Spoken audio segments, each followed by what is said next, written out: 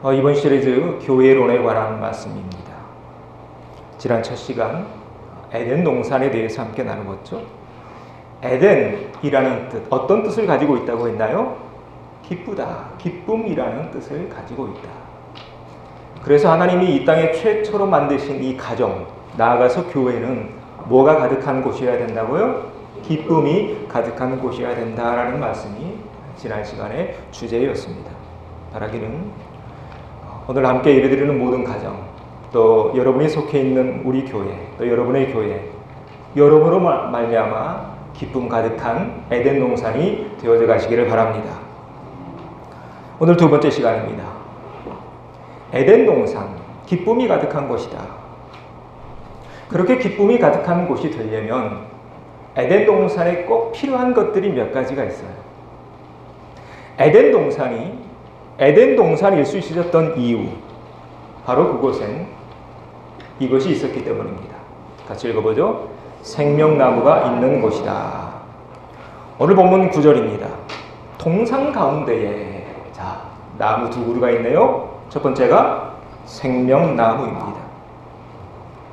하나님이 동산 중앙에 생명나무를 주셨다. 이를 통해서 우리가 알게 되는 것은 하나님은 우리가 죽는 걸 원하실까요? 원치 않으실까요? 원치 않으십니다. 이건 명확합니다. 우리의 생명이 유한하다면, 하나님이 태초에 사람을 만드실 때 우리가 죽을 존재였다면 하나님이 굳이 에덴 동산에 생명나무를 만들어 놓으실 이유가 없겠죠. 그러나 우리 인간은 에덴 동산에서 추방당합니다. 그래서 이제 죽게 되죠. 이것이 구약입니다. 신약으로 넘어가서 우리를 사랑하실 때 끝까지 사랑하시는 하나님은 다시 한번 우리에게 기회를 주십니다. 구약에서 에덴 동산의 생명나무를 통해서 우리에게 영생을 주셨다면 신약에서는 누구를 통해? 예수님을 통해 다시 한번 영생의 길을 우리에게 허락해 주신 것입니다. 여러분 믿으십니까? 여러분 이것이 기독교입니다. 그래서 요한복음 11장에서 예수님은 자신있게 자신에 대해서 밝히셔요. 자, 이 말씀 같이 읽어보죠. 나는 부활이요 생명이니 나를 믿는 자는 죽어도 살겠고 무릇 살아서 나를 믿는 자는 영원히 죽지 아니하리니 이것을 네가 믿느냐. 아멘? 네. 여러분 이것이 기독교라고 있습니다. 자, 여러분 영원히 살 것을 믿음으로 믿으십니까? 아멘. 네. 자, 옆에 있는 분들 축복해 주세요. 당신은 영원히 살 겁니다. 이것이 기독교입니다. 이것이 기독교입니다. 다시 반복합니다. 구약에서 하나님은 에덴 동산에 선악과와 더불어서 생명나무를 심어 놓으심으로 말미암아 우리를 영원히 사는 존재로 만드셨습니다. 그러나 죄로 인해 우리가 그걸 잃어버렸죠. 그러나 신약으로 넘어와서 하나님은 다시 한번 그 기회를 우리에게 주셔요. 그 기회가 누구라고요? 바로 예수님. 생명나무에 있는 그 과실을 먹음으로 우리가 영생을 누렸듯이 십자가에 달리신 예수님으로 말미암아 우리는 오늘날 영생에 이르게 된 줄로 믿습니다. 그래서 우리는 죽어요? 안 죽어요? 안 죽습니다. 네. 안 죽습니다. 그래서 우리는 이 땅에 살아가면서 꼭 기억해야 될 사실이 한 가지 있는데, 그래서 우리는 옆에 있는 분들에게 잘해야 돼요. 아멘? 잘해야 돼요. 왜? 이 땅에서만 보고 끝날 관계가 아니니까 그렇습니다. 지금 우리가 예수님 믿고 있기에 이곳에 모여 있는데 이 관계가 여기서 끝나는 관계가 아니라 저 하늘에까지 영원에까지 이어지는 관계이기 때문에 옆에 있는 분들에게 더 잘하면서 살아가는 우리가 되어야 할 줄로 믿습니다. 여러분 그러면 안 되잖아요. 뭐가 안 되냐면 나 만날까봐 나 있는 천국에 가고 싶지 않다라고 말하면 안 되잖아요. 그렇죠? 특별히 내 자녀들이 또 내 남편이 아우 지긋지긋해 또 만나 거기 가서 이러면 좀 곤란하잖아요.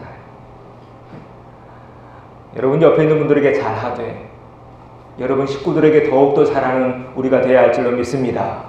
자, 옆에 있는 분들에게 이렇게 고백하죠. 내가 더 잘할게요. 내가 더 잘할게요. 네. 짝꿍 옆에 없는 분들 집에 가서 꼭 하십시오. 숙제입니다. 네. 서로 그렇게 잘하려는 그런 마음 가지고 사는 것, 이것이 천국 아니겠는가? 작은 천국, 에덴 동산을 만들어가는 저와 여러분 되어지기를 바랍니다. 이렇게 하나님이 우리에게 다시 영생에 이르는 길을 열어주셨습니다. 바로 예수님입니다. 그리고 그 예수님은 우리에게 영생을 계속 유업으로 이어갈 수 있는 그 길 한 가지를 당부해 주셨는데, 한 가지 이 말씀을 우리에게 당부하십니다. 우리 이 말씀 같이 읽어보죠. 나는 포도나무요 너희는 가지라. 그가 내 안에 내가 그 안에 거하며 사람이 열매를 많이 맺나니 나를 떠나서는 너희가 아무것도 할 수 없음이라. 아멘. 신약에서 하나님은 우리에게 영생의 길을 열어주셨어요. 우리 이미 예수님 믿고 있죠. 자, 그것이 끝이냐? 아닙니다. 계속해서 우리는 포도나무 되시는 예수님에게 붙어 있어야 됩니다. 그래야 얻은 그 생명, 예수님의 피값을 얻은 그 구원의 생명, 우리가 잃지 않을 수 있습니다. 알기는 예수님에게 붙어 계시는, 예수님께 딱 붙어 계시는 저와 여러분 되어지시기를 바랍니다. 자, 우리는 그렇게 예수님에게 붙어 있어야 돼요. 그리고 예수님에게 붙어 있는 그 순간까지는 우리는 결코 생명을 잃지 않습니다. 그래서 예수님에게 붙어 있는 게 굉장히 중요한데요. 만약에 예수님에게 붙어 있지 않으면 어떻게 될까요? 우리가 다 예수님 믿고 있는데 오늘 아침 안타까운 것은 분명 예수님 믿는 것 같은데 실상을 들여다보면 예수님에게 붙어 있지 않은 사람들이 굉장히 많아요. 안타까운 현실입니다. 자, 만약 예수님에게 붙어 있지 않으면 우리가 어떻게 될까? 예수님이 다 설명해 놓으셨습니다. 붙어 있지 않으면 이렇게 됩니다. 같이 읽어보죠.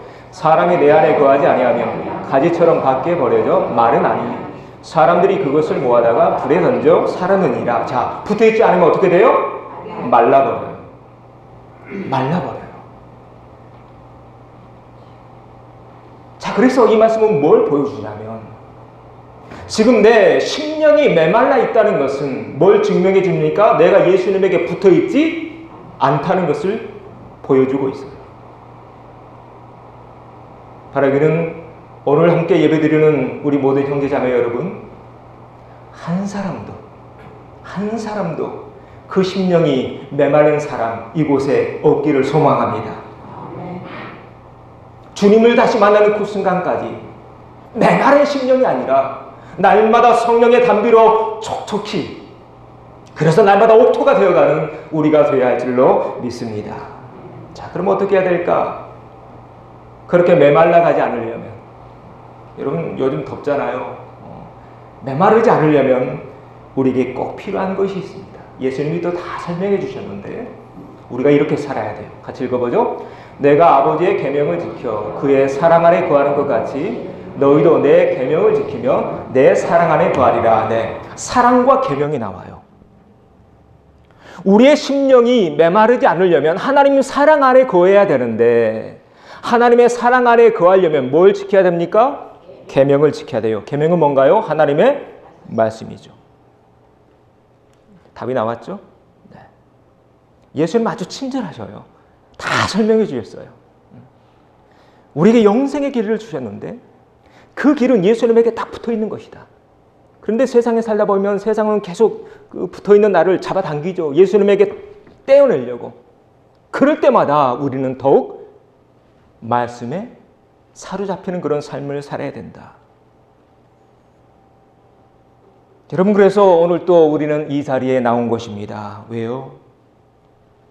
이곳에 하나님의 말씀이 있으니까. 할렐루야. 네. 그래서 우리는 날마다 아침마다 말씀을 묵상하면서 살아가는 것입니다. 왜요? 그래야 팍팍해진 내 심령이 다시 녹아가니까. 그래서 적어도 1년에 한 번은 성경을 읽자는 것입니다. 왜요? 말씀 속에 내가 사는 길이 있으니까. 예수님 우리에게 이런 말씀을 주셨습니다. 같이 읽습니다.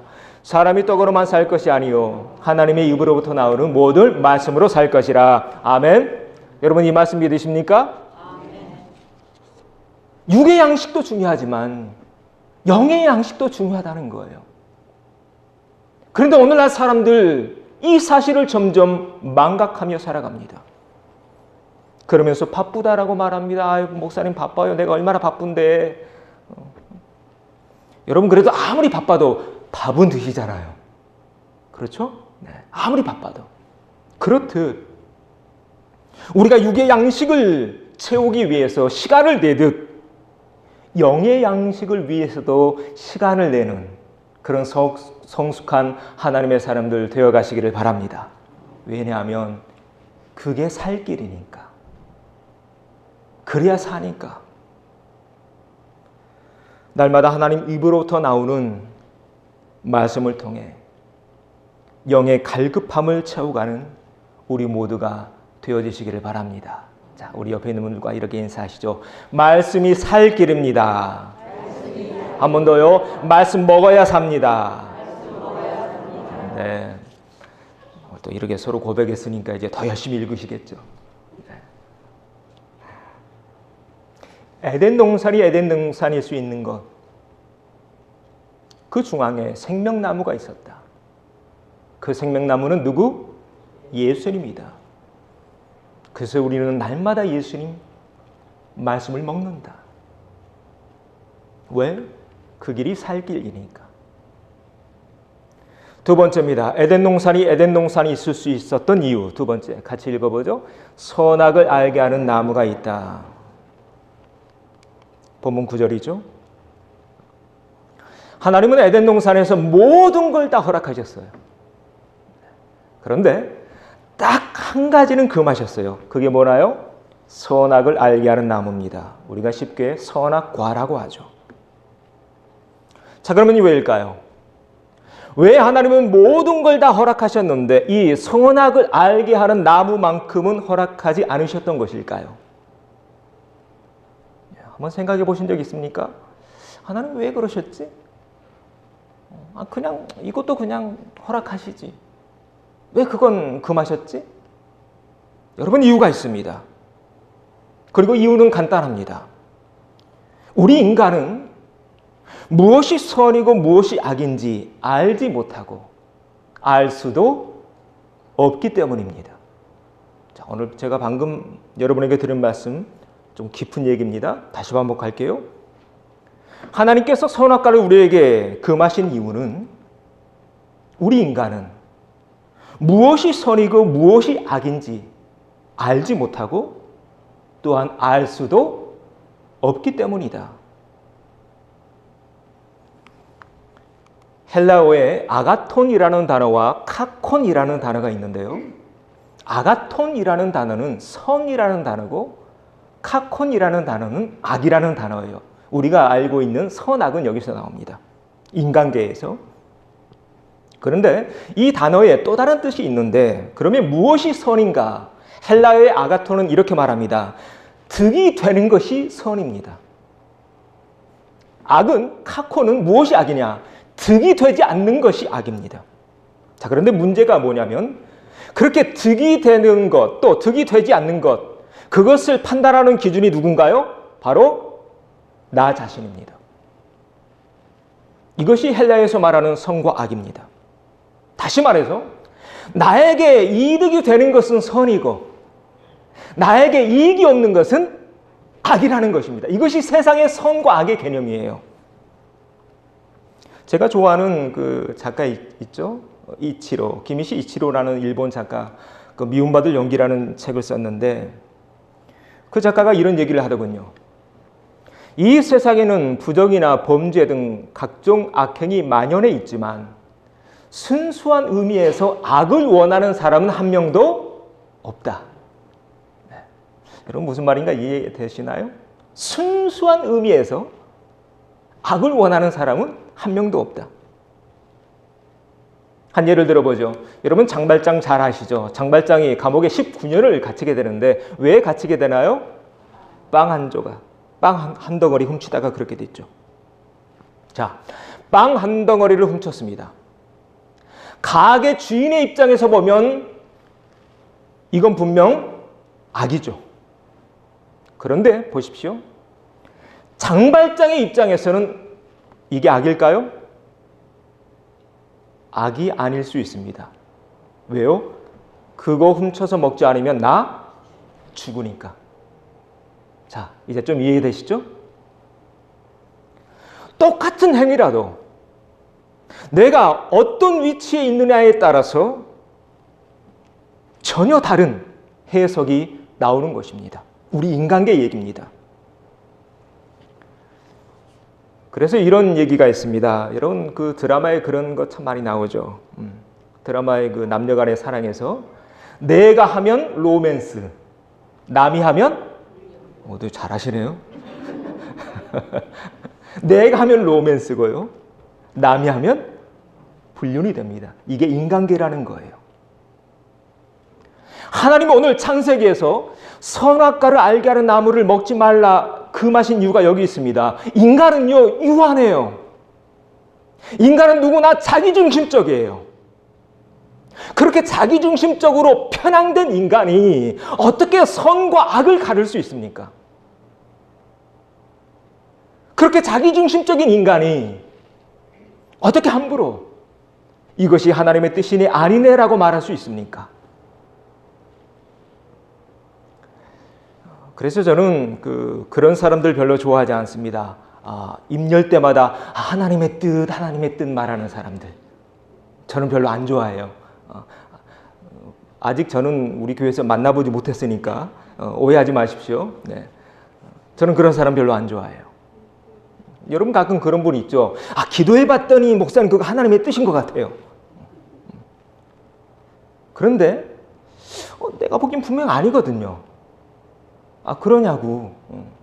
근데 또 한참 있다가 또 절 찾아와서 목사님 이번에 기도해보니까 이건 또 아닌 것 같아요. 지난번에는 그렇게 하는 것이 하나님의 뜻이라고 말하더니 몇 달 못 가서 그게 또 바뀝니다. 여러분 하나님의 뜻이 이렇게 아침 저녁으로 바뀔까요? 하나님의 뜻이 1년도 못 가서 바꿔지는 것일까요? 여러분 그래서 오늘날 교회가 욕먹고 있는 것입니다. 그렇게 믿고 살기에 하나님 믿는 사람들이 욕먹는 것입니다. 제가 바라는 것이 한 가지가 있습니다. 저와 함께 신앙생활하고 함께 말씀의 떡을 나누는 우리 공동체, 제발 그런 수준, 그런 얄팍한 크리스찬 되지 않았으면 좋겠다. 그런 분들 보면 너무나 안타까워요. 하나님의 뜻 얘기하면서 그 하나님의 뜻 사실은 자기 뜻이죠. 그러면서 자기 뜻을 정당화시키려고 하는 사람들. 물론 목회를 하는 저 자신도 그런 목사 되지 않으려고 부단히 노력합니다. 바라기는 성숙한, 깊이 있는, 무게 있는 하나님의 사람들 되어가는 우리가 되어야 할 줄로 믿습니다. 자, 에덴 동산이 있을 수 있었던 것은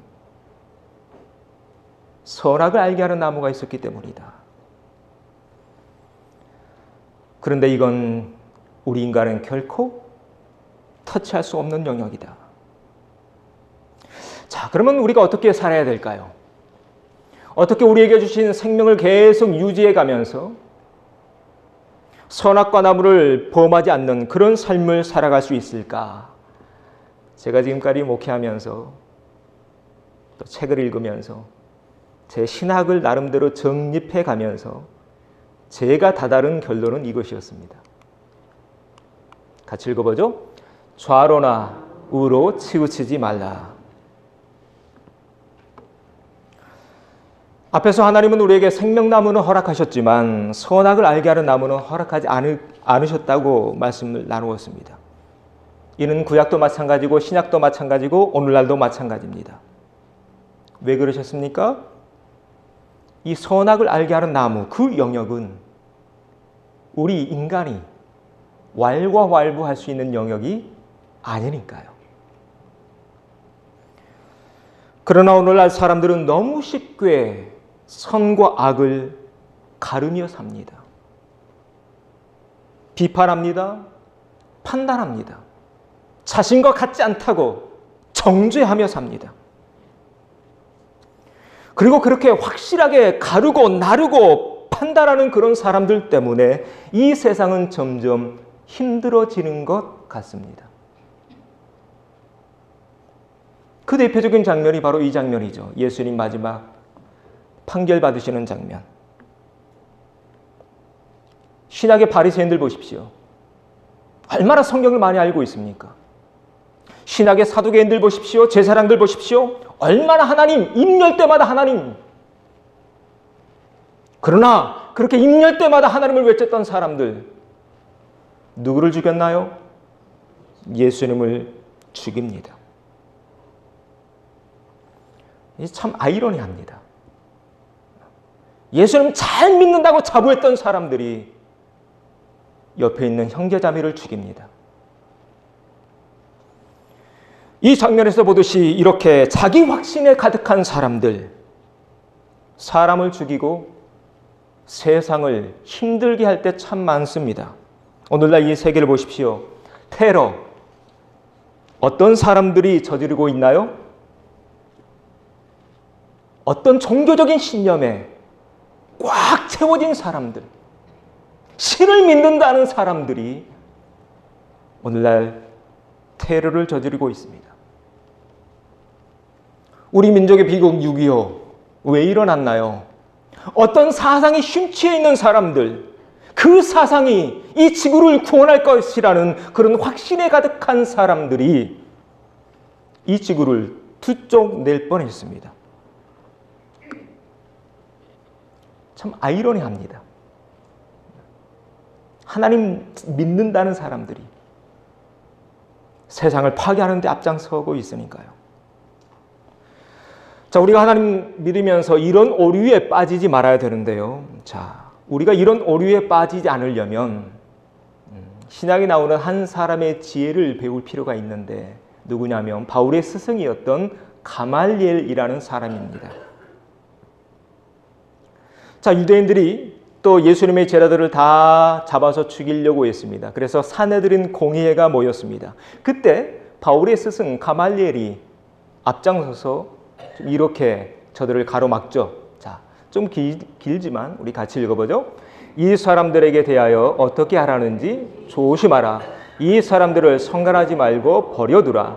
이 사상과 이 소행이 사람으로부터 났으면 무너질 것이요 만일 하나님께로부터 났으면 너희가 그들을 무너뜨릴 수 없겠고 도리어 하나님을 대적하는 자가 될까 하노라. 아멘.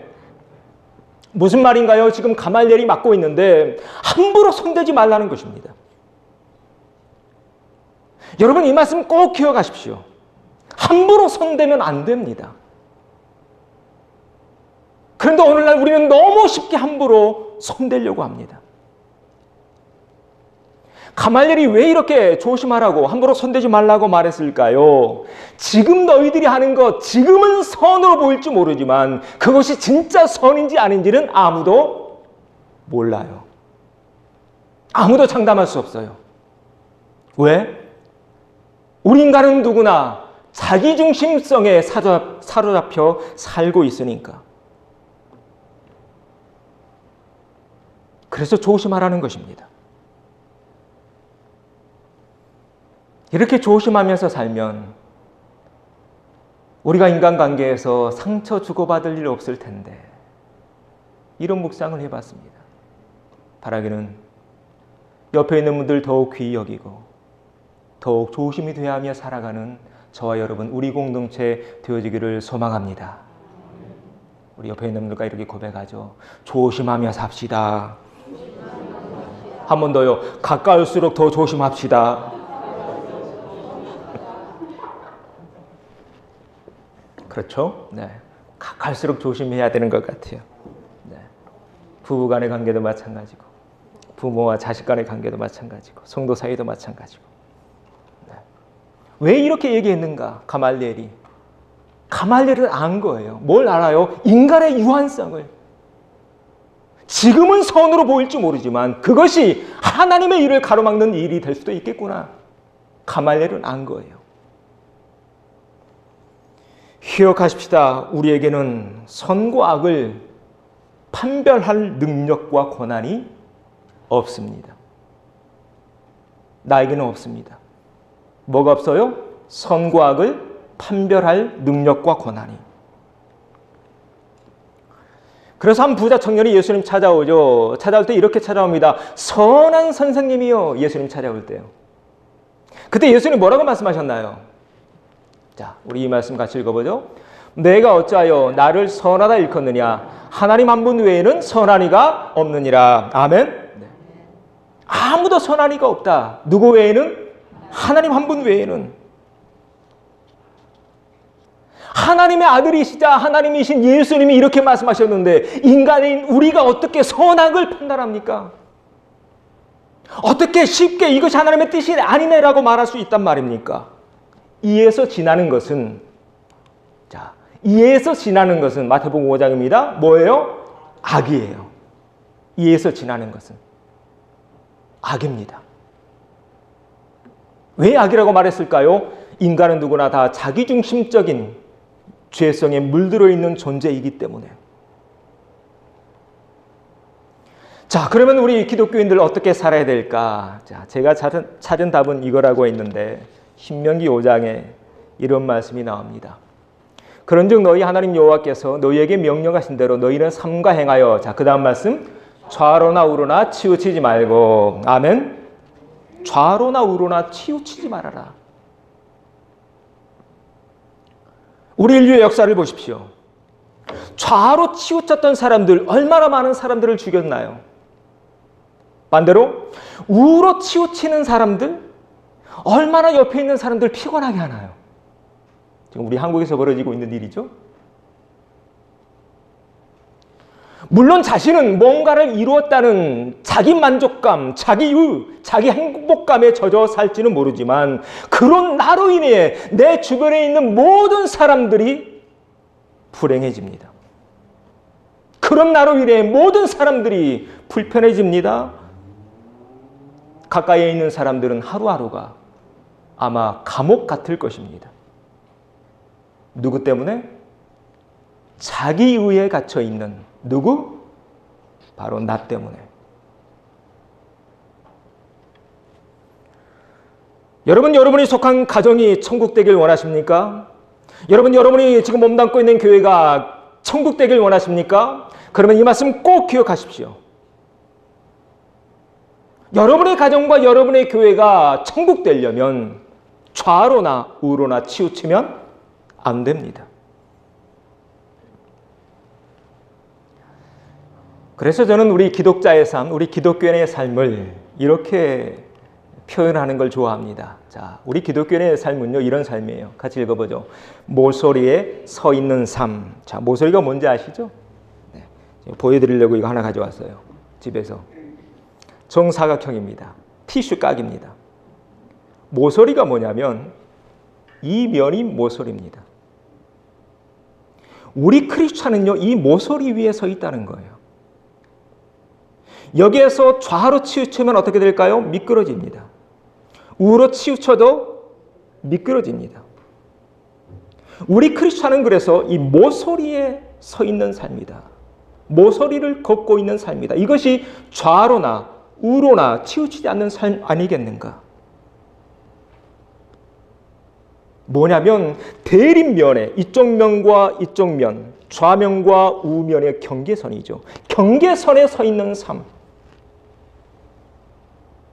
좀 불안해 보이죠? 네. 그리고 불안합니다. 그게 인생입니다. 그런데요, 우리 기독자의 인생은 불안하지 않습니다. 이렇게 모서리 위를 걸어가고 있지만 불안하지 않습니다.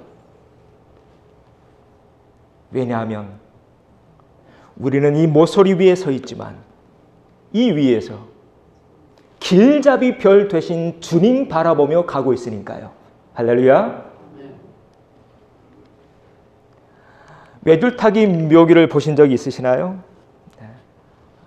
가끔 미국의 어떤 사람들 보니까 나이아가라 폭포도 이 외줄로 지나가더군요. 이 외줄타기 명인들이 이 나이아가라를 지나갈 수 있는 이유는 멀리 내다보기 때문이랍니다. 가까이에 보면 무서워요. 그런데 멀리 내다봐요. 그리고 한 곳에 시선을 집중하면서 갑니다. 그러기에 목적지까지 도착할 수 있다고 합니다. 그런데 이 외줄 위에서 가까이 있는 것만 보면 불안하죠. 흔들립니다. 오늘 아마 다 운전하고 오셨기 때문에 여러분도 초보자였을 때 있었을 겁니다. 그렇죠? 네. 날 때부터 나는 운전 도사야 이런 분 없죠? 네. 초보자들은 어떻게 운전하나요? 초보자들은요, 꽉 잡고 바로 앞에 있는 차 뒷공무니만 봐요. 그러면 사고 납니다. 그러다가 이제 조금 그 운전이 능숙해지면 앞에 있는 차가 보입니다. 더 능숙해지면 더 멀리 그 다음에 있는 신호등까지 보입니다. 그러면서 멀리 내다보면서 이젠 그 흐름에 나를 맡기면서 흐름 타고 가는 것입니다. 그러면 사고 날 확률이 뚝 떨어지죠. 이런 우리 인생도 마찬가지입니다. 깊이가 얕은 사람들은 바로 앞만 쳐다보며 갑니다. 덜 성숙한 사람들은 자기 자신만 보면서 삽니다. 그러면서 이것이 선이네, 이것이 악이네 쉽게 단정 지으면서 쉽게 남을 비판하면서 내 삶의 스타일과 다른 사람들을 정죄하면서 그렇게 피곤하게 살아갑니다. 그러나 앞에서 본 가말리엘의 예처럼 성숙한 사람들은 멀리 내다보며 삽니다. 시야가 넓어지는 것입니다. 그리고 우리 크리스찬들 예수님 믿고 있죠. 우리는 더 멀리 내다봅니다. 누구 바라보면서? 네. 바로 이분. 예수님 바라보면서. 내가 곧 길이요 진리요 생명이다라고 말씀하신 예수님 바라보면서 멀리 내다보면서 우리의 시선을 예수님께 고정하며 살아갑니다. 예, 우리는 이 지구 위에서 지금이면 모서리에 살고 있지만, 모서리를 걸어가고 있지만 불안하지 않는 것입니다. 왜요? 누구 보고 있으니까? 예수님 바라보고 있으니까. 모서리에 서 있지만 흔들거리지 않는 것입니다. 왜요? 확고한 길이요 진리요 생명 되시는 예수님 붙잡고 가고 있으니까.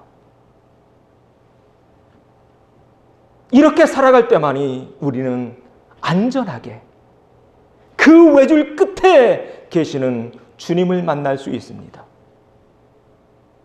이런 삶의 태도로 하루하루를 살아갈 때 나로 인해 상처받는 사람들이 줄어들 것입니다. 이런 라이프 스타일로 살아갈 때 가정과 교회는 서서히 에덴 동산이 되어갈 것입니다. 바라기는 여러분의 가정, 여러분에 속해 있는 우리 이 교회가 바로 여러분으로 인해 점점 에덴 동산이 되어져 가기를 소망합니다. 자, 우리 옆에 있는 분과 이렇게 고백하시죠. 주님 바라보고 갑시다. 주님 바라보고 갑시다. 그럴 때 에덴 동산은 만들어져 갑니다.